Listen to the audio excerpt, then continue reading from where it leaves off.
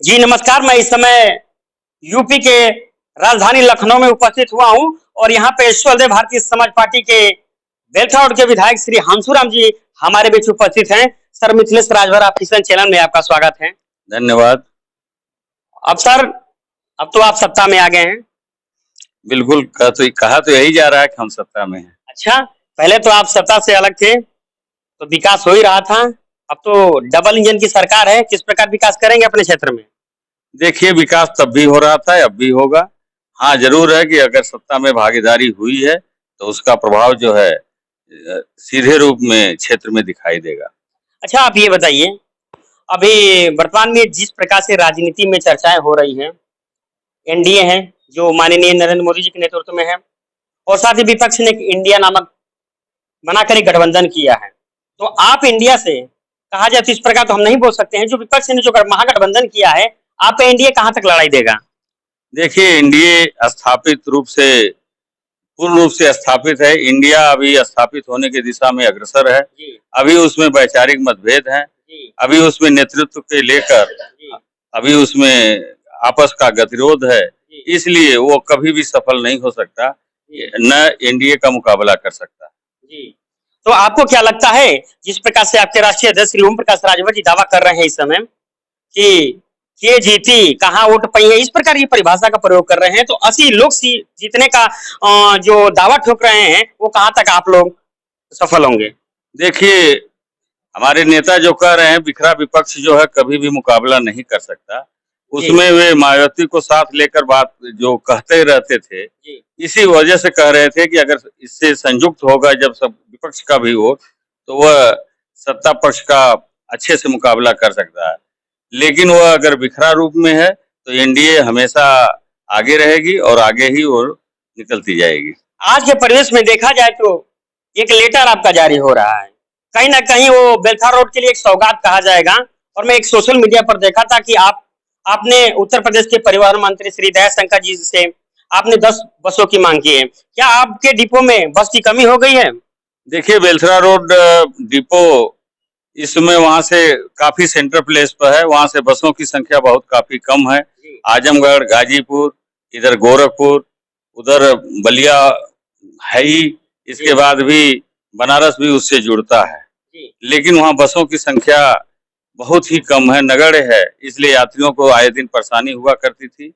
उसको मद्देनजर रखते हुए मैंने वहाँ पर 10 बसों के अच्छी बसों के संचालन की मांग की थी, जिसे हमारे माननीय मंत्री जी दयाशंकर सिंह जी ने उसे एमडी को लिखा है और मुझे निश्चित ही यह स्वीकृति हेतु लिखा है।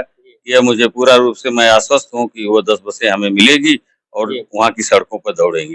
जी, राजभर जी ने 2017 में भारतीय जनता पार्टी से गठबंधन किए और उनके कहने पर राजभर समुदाय के साथ साथ अन्य समुदाय के लोगों ने बीजेपी को वोट किया। साथ ही 2018 में उन्होंने बीजेपी से गठबंधन से अलग हो गए और 2022 में समाजवादी पार्टी से गठबंधन करे। फिर उन्होंने गठबंधन किया, उसके बाद फिर राजभरों को समाजवादी पार्टी के संयुक्त प्रत्याशियों को वोट देकर जिताने का अपील किए। और आज देखा जाए तो फिर भारतीय जनता पार्टी से गठबंधन हुआ है। तो किस प्रकार आपको क्या लगता है कि मतलब वो राजभर समुदाय के लोग हो या उनसे जुड़े हुए जो भी समुदाय के लोग हो, क्या राजभर जी का साथ देंगे? देखिए, कोई भी परिस्थितियां होती है वो समय काल पर आधारित होती हैं। अगर समय और काल जब बदलता है तो और हमारे वैचारिक मतभेद उसमें उत्पन्न होते हैं तो निश्चय ही, चाहे गठबंधन हो तथा अन्य प्रकार का किसी प्रकार का साथ हो, वह निश्चय ही टूट जाता है। अब इधर हमारे वैचारिक जो भी उस समय अंतर थे, हमारे एक दूसरे में गतिरोध था, कुछ उसमें दूरी बनी है। दोनों का उद्देश्य, हम संविधान में विश्वास करने वाले लोग हैं। गरीब कल्याण की योजनाएं एनडीए द्वारा चलाई जा रही हैं। शोषित, पीड़ित, दलित, किसान, महिला और हमारी अन्य जो हमारे कमजोर वर्ग हैं उनके कल्याण के लिए अनेक योजनाएं चलाई जा रही हैं। उनके आवास के लिए उन्हें एक मुश्त 5 किलो हर माह अन्य योजना है। ये बहुत ही लाभकारी है। इससे हमें लगता है कि गरीब कल्याण के लिए, जो कि हम शोषित, पीड़ित, दलित और पिछड़ों की हम प्रतिनिधित्व करते हैं, अगर वो चलाई जा रही हैं तो निश्चय ही वह हमारे सबके कल्याण के लिए है। हमें इसमें सरकार का साथ देना चाहिए। इसे मद्देनजर रखते हुए हम लोगों ने एनडीए का साथ दिया। जी, तो एक आखिरी और सवाल, काफी लोग अभी आपको जो बेलथा रोड की बिजली की समस्याओं से अवगत करा रहे थे, ये काफी समस्या आ रही है, आपको इस चीज का संज्ञान है? देखिए, हमारा बेलसा रोड क्षेत्र जो है इस जी। समय लो वोल्टेज और अनवरत कटौती से बहुत ही पीड़ित है। जी। इसके लिए मैंने पहले भी, जब मैं यहाँ पर विधायक चुना गया, उस समय भी मैंने माननीय मंत्री जी से मिलकर तुर्की दौलतपुर, कसौदर, सोनाडीह और मलेरा में 132 केवीए का विद्युत पारेषण केंद्र खोले जाने की मांग की थी।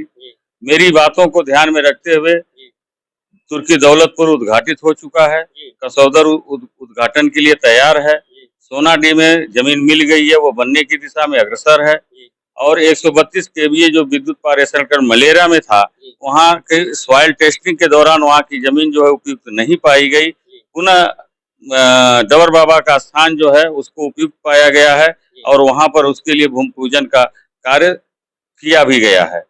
इसके लिए प्रथम किस्त के रूप में 55 करोड़ रुपया सरकार से रिलीज भी हो चुका है। मुझे आशा है कि बहुत जल्दी 132 केवीए का विद्युत पारेषण केंद्र बन जाएगा और उसके बन जाने से लो वोल्टेज तथा जो अनवरत कटौती की जो बात समस्या है, उससे क्षेत्र को निजात मिलेगी और वहां पर बिजली की आपूर्ति में सुधार होगा। जी, बहुत बहुत धन्यवाद। तो ये थे जनपद बलिया के बेलसा रोड विधानसभा के विधायक श्री हंसुराम जी। तो इन्होंने किस प्रकार से दावा किया है कि नहीं, जो विपक्ष ने महागठबंधन बनाया है, कहीं ना कहीं एनडीए उनको परास्त करेगी। बहुत बहुत धन्यवाद। और भी वीडियो देखने के लिए मिथिलेश राजभर चैनल को सब्सक्राइब